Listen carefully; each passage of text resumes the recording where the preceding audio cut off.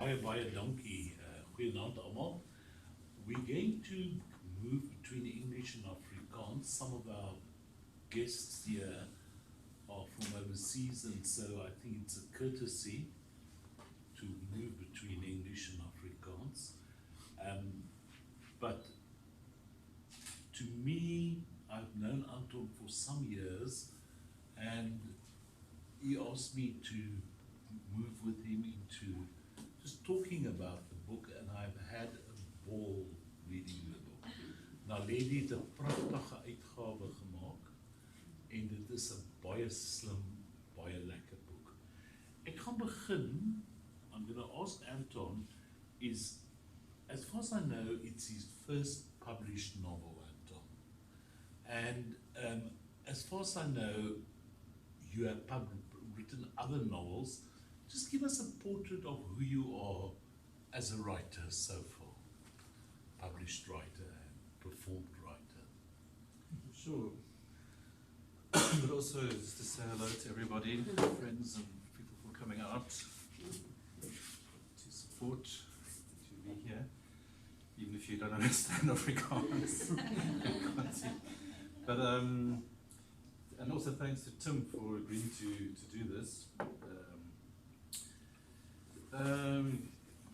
Yeah, no, I'm very grateful with his wealth of knowledge of Afrikaans literature. It's quite, I feel very privileged to have him. So my own, when I was a kid, I mean, I just wanted to write. That's all I wanted to do. So I used to make little books and staple them together and so on. And then later on I thought, well, I'll try all the different genres and see if something sticks, and then I'll stick with that. I didn't have just this yen to be a poet, or you get some people and they just want to do this thing and that's what they do. So I wasn't that genre specific. So I sort of started off when I was at university writing poems and short stories and film scripts and plays and this, that and the other. And I'm still kind of just doing that. So I'm still waiting for something to stick, to go. So I'm doing all these different things. So I do have the one other novel, the English novel, that I thought would be the first. But we'll talk a bit about the production of this concept. It's more a collaboration than a sort of single author work. Anton Krueger and Eben Viktor. Yeah. So it's a co-edited, and that was a question I wanted to ask Anton, because this book has got a fascinating short nawoord en erkennings. Erkennings is what he stole, doesn't tell all of them, because it's about a whole library when you read this book. Maar Anton, with the oorsprong on how this novel came to be written is a fascinating story, which in part you tell here this nawoord. Okay, well, it was written very quickly and very slowly. So in 2014, I had a month residency in Switzerland at Lavigny, thanks to a nice letter from Robert Berelt, who'd also been there himself. So I had 4 weeks there, sitting in this beautiful chateau on Lake Geneva, and that's where I wrote it. So I wrote it bang, bang, bang, 4 weeks. But before that month, there were 5 years. So it started out as an idea for a TV series. A group of friends and myself in Pretoria, we did a pilot for a comedy sketch show. So we did a bunch of stuff. We used to get together once a week, and then we thought, well, let's try and do a whole series. And we had a producer interested, and she paid for a few weekends where we went away and bashed out the characters and the story and the themes for a 6-part series. But then we all went different ways. One guy went to China, I came here, someone went to Cape Town. So nothing happened to that dream. But the stories and the characters, everything was there. So myself and another guy sort of picked up on some of it. And it was such a shame, I thought, for this bizarre, macabre, wonderfully themed story to just go to waste. So I took that material and I wrote the novel. So that was 5 years before, it was 2014. But then there were also 5 years after that as well. Because first I thought, well, I mean, my Afrikaans isn't terrific, but I grew up in Pretoria, and I'm married to an Afrikaans person, and I've got Afrikaans friends. It's not so bad. But so I thought maybe an editing job, I'll get an editor to fix it up a little bit and it should be okay. But I don't think I realized quite the profound inadequacy of my Afrikaans language. The surgery that needed to happen wasn't superficial, it wasn't just an editing job. So that's where my friend Eben came in, who's living in the Ukraine for the last 20 years. He was a philosopher and a friend, and he was going to help edit it. And after I thought I'll just pay him to edit it, but then he had more input, and then I said, look, let's just do it together and give him creative freedom as well.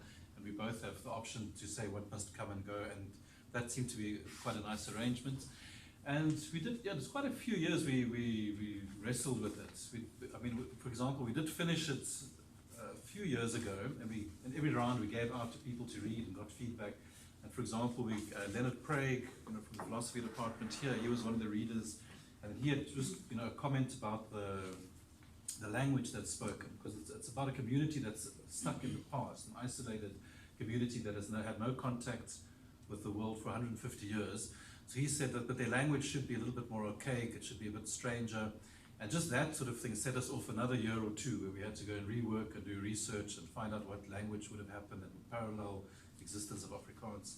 So I think we really gave it a good go. We gave it our best go, and in that sense it was written very briefly, very quickly, but also over 10 years, very slowly as well. That's the origin story.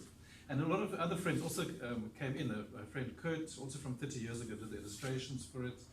So it was really a fun kind of a passion project for a group of friends putting it together.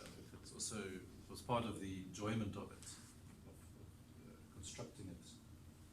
Now that's the language is part of the treat you have with this book. Die taal is pittig, dis snaaks, dis altyd baie verstaanbaar. It's a language he plays around with, the two writers, with archaic Afrikaans, Dutch words, and unusual combinations. They praat van kerelmense, those are mansmense, die kerelmense. Now, there's a wonderful character called Zaidi. Zaidi talks in the opening paragraphs of herself as a flats girl, Antwoord Cape Flats. Want sy het so 'n hint van Zulu ook in haar. En dis redelik belangrik, en sy vat geen kap van kabouters nie. En Zaidi kom na Stefan, die ander hoofkarakter, en sê, dis 'n fucking weird plek dit. And that is indeed what is the first treat about this novel. So tell us, you've just said it's a sort of time capsule, 150 years. So what's strange about these characters? If when we read the book, what must we be prepared for other than fucking weird taal? Well, it starts off, the story starts with these three water inspectors blown off course. Randwaterraad. In a freeze accident. And they, the oog, as you know, if you don't speak Afrikaans, the oog also means a spring. So the oog, they end up in the oog, the spring, the center of this town, or feeding this town's water supply. And they're in need of assistance. One of them is missing. There are three of them initially, Zaidi and Stefan. And then they get help from people, but then they start realizing alles is nie pluis, Donkerstroom. Die dorpse naam is Donkerstroom. So they see the language boards are kind of a bit strange, and then after a while they get told varying different origin stories. There's about 4 or 5 different places where they get told by somebody, oh, this is what it's about, this is where it comes from, this is where we started from. So gradually, and the stories aren't always exactly the same, but you get sort of deeper and deeper into it. I mean, I don't want to give away the kind of punchline, but one of the stories is, for example, that they are the offspring of Pieter Tief's son, was it? And Nandipe Dengan's daughter. They fled the massacre. It's an alternative. That was one of the, so they knew what was coming, they knew there was this thing, so they didn't want to have anything to do with that society, so they set off on their own in this new community, and some of the servants accompanied them. So that's one of the stories. But there's also something odd about the religion they follow. It's not quite Christianity. It looks like NG, but there's a matriarchal order. and they've got a salig, what's the surname? Die Trooster. Trooster is one of the main. Sikke troost. Sikke trooster, which is like somebody who, what's troos, like sympathizes or. Well, she's she comes in when you die, and but she's like the priest. A comforter, as it were. Comforter, yeah. So she's like, so there's a high priestess kind of figure, and they seem to be following Magdalena rather than, and there's something about the spirit that they, so it's very gradual. There's a slight sense of unease, and things are not quite what they seem. Even though it looks like it's a Christian order, it's not. Something else has happened in the 150 years of the trajectory of this other community. So that's some of the things that are a little strange. But also strange is how they look. I mean, the clothes. They wear voortrekker dresses, the women. Poor Zadie has a tear in her jeans, so she tears off the top of the jeans and she's walking around in hot pants. And it's seen as quite indecent, and the men get very excited about this very exciting woman. I just want to read you the opening paragraph of the book. Each chapter has a title, and by reading the title you know where they are. Where is very important here. Stefan lê op sy rug in die modder. Hy bring sy hand na sy oë om die eerste sonstrale se weerkaatsing op die reusepoel water naby hom af te weer. 'n Verblindende pyn skiet in sy skouer op en sy arm val slap op die grond terug. Liewer net so bly lê vir eers, dink hy. So met jou oë half oop. Mense is geneig om vir sentimentele redes aan die musiek van die natuur as 'n streelende simfonie te dink. Maar as jy die kans kry om goed daarna te luister, byvoorbeeld plat op jou rug in die modder in 'n vreemde plek, begin jy teenstrydige klanke hoor.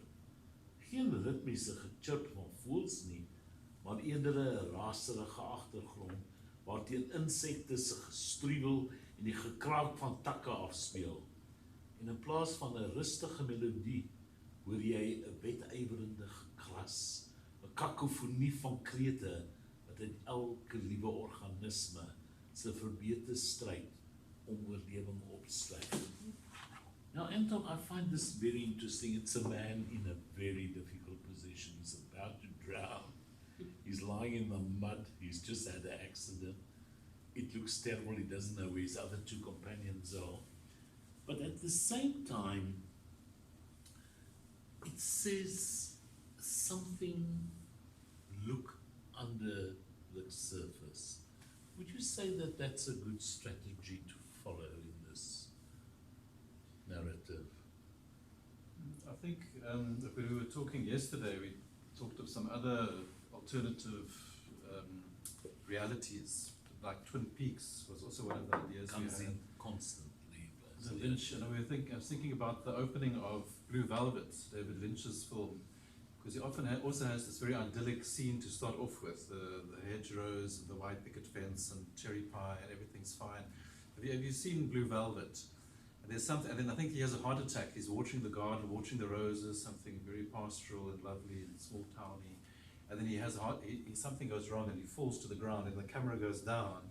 And then it goes to the level of the grass, and suddenly you see these beetles and these creatures, and it's quite, you hear these sounds of mayhem, and so it's, I'm reminded now of some of these Werner Herzog quotes. If any of you have seen, somebody made a jokey posters of Werner Herzog quotes, who also says when he made his documentaries in South America, saying when he sees nature, he doesn't see something lovely and harmonious. He sees something that's red in tooth and claw. And so maybe there was a little bit of those influences in that opening line. Also a bit of the abject, isn't there? I mean, if you think of the sounds of nature as a symphony, and suddenly it's just harsh sounds. And something of that comes across in this narrative, where you have this quaint town, and its quaintness goes to weirdness and then to almost a threatening presence. So At the back of the book, they refer to it a bonatuurlike riller. Could you explain to us what you think a riller is? That's thriller. Thriller, no. So there's a bit of the thriller here. What the hell is going on? In bonatuurlike? Supernatural. Supernatural, but you know, super doesn't necessarily mean when you're in space, fuck, what's above and what's below. And that's part of what you're playing with. I was wondering, Anton, if you can look at the beginning of the book, you have two quotes to start off the book with. Perhaps read the first one from us. It's from Michel Welbeck. So this is Eben Viktor's translation of Michel Welbeck from quite recently, last year. Ek het tussen die wolke gedryf, absoluut desperaat, tussen die hemel en die slagting, tussen die objekte en die eteriese. From a poem called Ek het oor die rivier gedryf. So it seems to have quite a lot of the same symbols associated with the novel. Something between the abject and the etheric. And also that whole drifting feeling, the common experience of the characters are to dream. Yes. And they come out of, tell us about the dreams. Well, there was this, there's a sub-theme. It's not, it's not really a plot, but Stefan himself has got a dream thing going on. With sometimes slightly, there's lucid dreaming and there's possibly prophetic dreams. But it's, it happens a few times. I don't think it's a major. Okay. So what we're trying to establish is that this is a bonatuurlike riller, and part of the supernatural being is going into this weird town. And what is very interesting, there's a very bad musical called Brigadoon. The most famous song from it from the 1950s is The Heather on the Hill. And it's a town in Scotland which every 20 years appears from the mists. And three men walk into this town. And of course, what the town is trying to do is avoid age. It tries to avoid strife by disappearing. And what happens when three men arrive in town? They're pretty girls, they fall in love. They have to make decisions about going back to the world or staying in the town. Now, your town is, you can get, because there's a farm with which they trade, where they trade.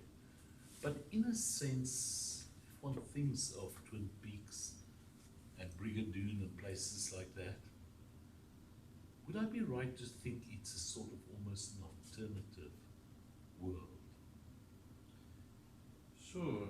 Yeah. It's on the one hand, it's a parallel world that could have been, but it's also, in some sections it's seen as idyllic. Isn't this what you would want? Everything's fresh and organic, like the Amish in America, where there's no electricity, there's no pollution, it's very clean.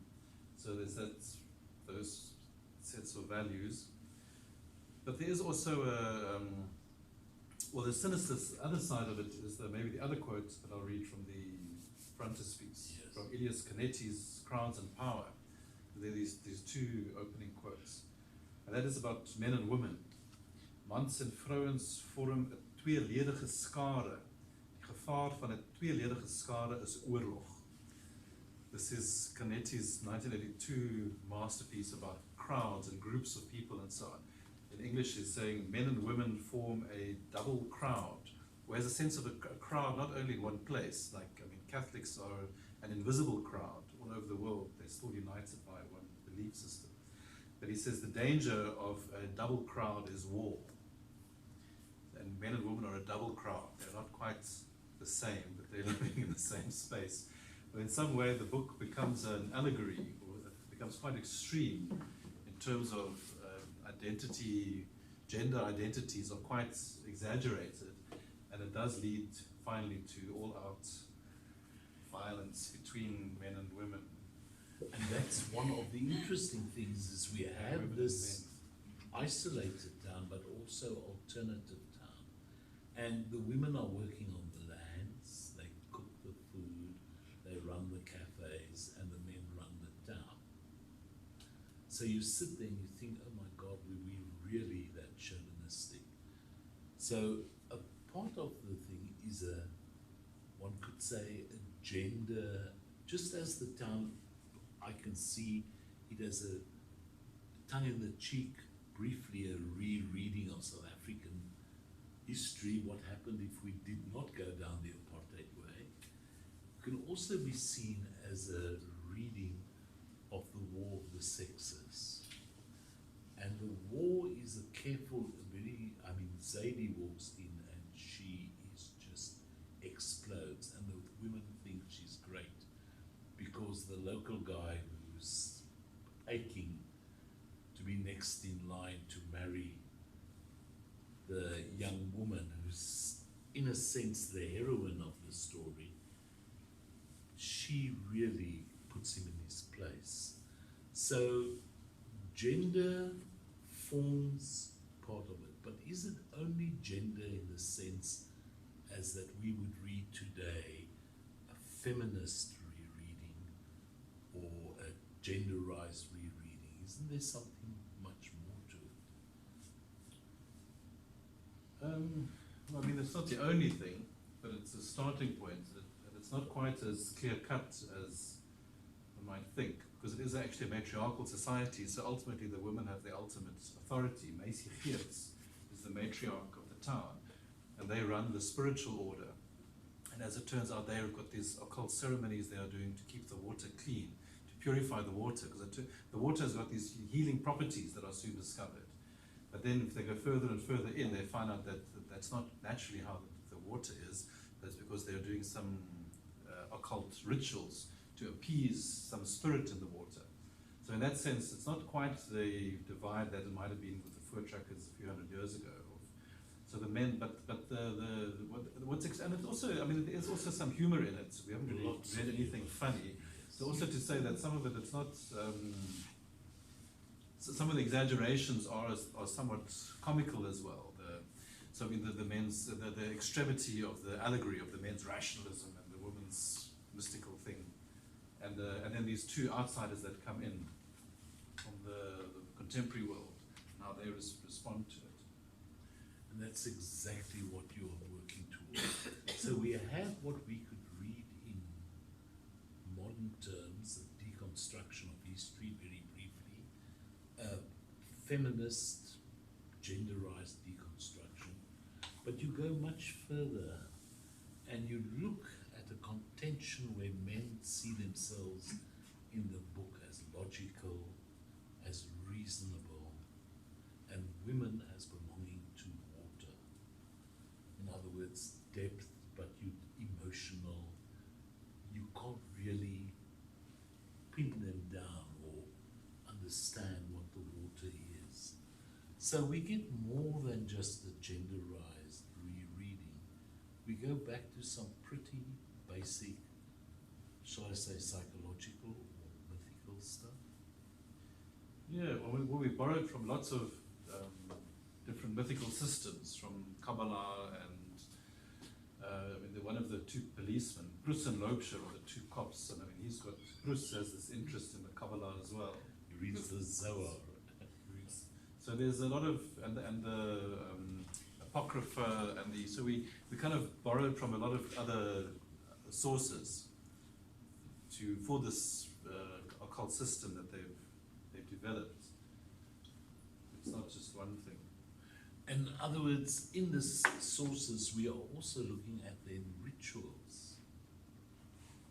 Is the book not also a world without, if one takes it as a parallel world, it proposes that in a sense, for all our advances, we've lost something.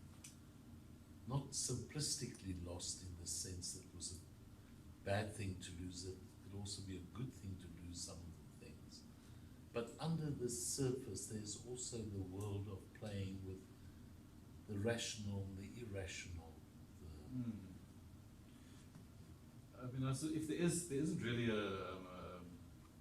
a point or a message or a directive or anything like that. I think it's more of a warning in some way, like of not working together or not tolerating difference, because it does end in absolute annihilation. If you know Bagersfontein or Magersfontein, where there's total chaos at the end, this is where it goes to.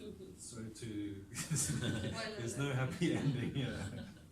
But, well, those who survive are happy to get on with their lives, put it that way. But it's, yeah.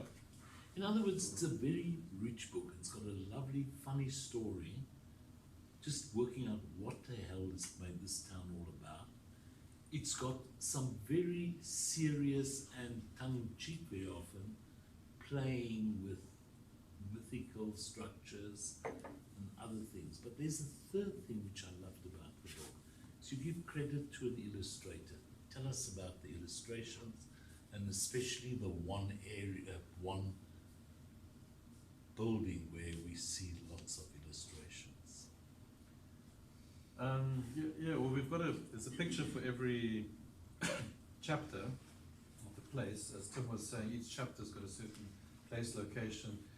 But then when they get to there's a library of secret texts where we get to some of the more mythical pictures and some ancient daguerreotypes and odd symbols. We had this idea, or I had an idea from Austerlitz, book by Siebold. So we have these pictures that occur once in a while, not purely as illustrations, but as something a little bit else as well. So there's so each day it's structured with 7 different days, and each day has got its own symbols. There's some tarot coming in from basic Geertz. Oh, and there's the camera obscura, very inspired by our very own, what do you call it? Camera obscura? Observatory Museum, yeah. Macy Geertz got one of those that she uses to look out over the town. So there's a lot of little there's some mystical numbers scrawled with in blood on a window. So there are a lot of little, and there's a cook sister monument. When we originally came up with this idea, it was before we knew there was actually a cook sister monument that exists in Oranje.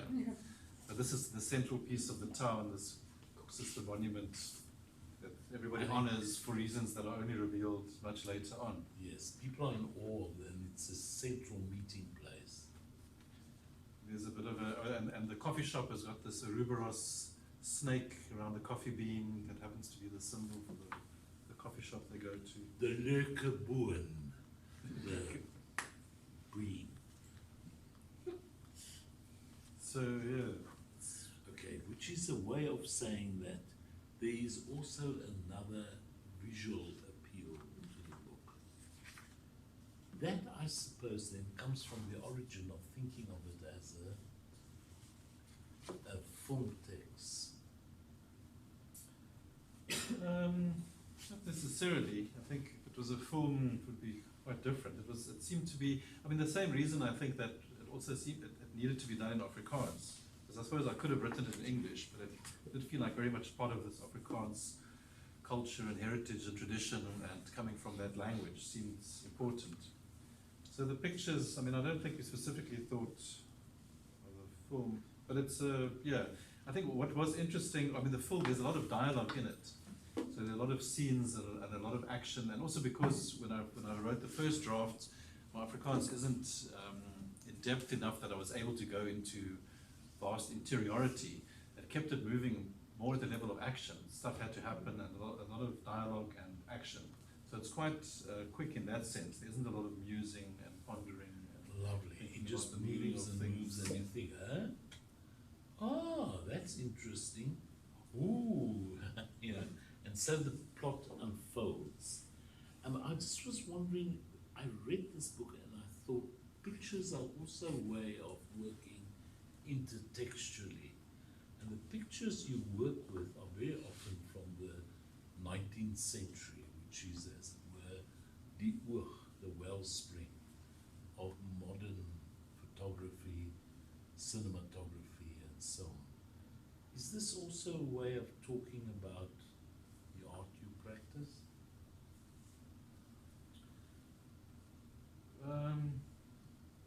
sure. Because it seems to me it leads to a visual representation eventually saying that, you know, this is the word I'm working with. When you read the story, don't just think about a parallel today. Think of very ancient myths. Think of beginnings of startings, because endings are also beginnings. In a sense, the novel ends where it begins. Well, I mean, I suppose the bringing in all the mythology, the arcane, occult kind of things, because those are kind of horror stories. A lot of those myths and stories, they're actually quite devastating, a lot of them. So we tapped into them for that reason as well. And I think, I mean, yeah, I suppose we don't really have access to myths the same way people did a while ago, when they really believed absolutely and literally in these imaginative worlds. So what we have today are novels and movies. So Anton, did you enjoy writing this book? Yeah, sure. No, I always like writing collaboratively, the feedback and the interaction, and keep pushing it forward, and the enjoyment of it. So what is the enjoyment you want your readers to get from it? Who are my readers? Who's on? It's a Somebody very like specific question. What do you think I enjoyed about it, or should? I guess, I mean, I suppose the humor in places and the surprise, or I mean, I suppose, yeah, the genre of the thriller, there's a little bit of excitement as well, of discovery, of increasing apprehension and revelation and culmination. So I suppose all those usual things of the plot arc, enjoying the rise and climax and fall of it, and the resolution. Now this book has been written a few years ago, you said, or originated a few years ago. Is it finished now? Does that mean it's goodbye, there's the grave, I'm on to my next book? Sure, in terms of the book, but I think in terms of its possibility as a series, there's still, that dream hasn't completely died. I think now that we've got a book, we have something that we could show a film producer. Just yesterday I sent production company a one-page précis of the story to see if they were interested, and there was an agent who's now Netflix were looking for things, although she said this might be too specific or too local. They're looking for something that they can be more continent-wise or international. So I do still think it could make a good film or a series. So that's and then maybe another step. Finally, from me, from this book, will you in future be doing more novels? Are you going back to yourself as a script writer and a playwright? It's all happening at the same time. You still think you can go back to the fictional? I mean, I've got this other novel that I'm working on now, the next draft of that, so that's the immediate project, but we also have a play at the festival coming up, and there's always some poems cooking, and there's a short story that I still need to place somewhere, so those things are still going. Yes. It's more a question of just finding the time or moving. I mean, my next thing is going to be an academic book that I'm meant to be writing this year on sabbatical, so that's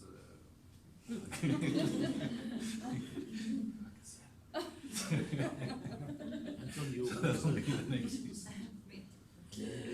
Going to be. You're also a teacher of writing. What from your own experience you try to get your students to, as a primary idea you're carrying over to them about writing? I think there's mainly their own spark, the confidence to trust themselves and to find something that's of value from inside themselves, that's surprising or that's new and fresh on their own. That would be an achievement for me, to get somebody confident and in their own originality, in their own creative potential and power as creators. That would be an aim, I think. And that comes very strongly from this book, where one of the characters says, you're not going to live life. Life comes from inside yourself. And that is what you develop and live with and to pause. Eventually, it's not saying, oh, there's luck, did I miss the tree? It's something that you must create from within yourself. And I think here, you've created something very wonderful and very funny, very enjoyable, and I loved it. Thank you very much. Thanks.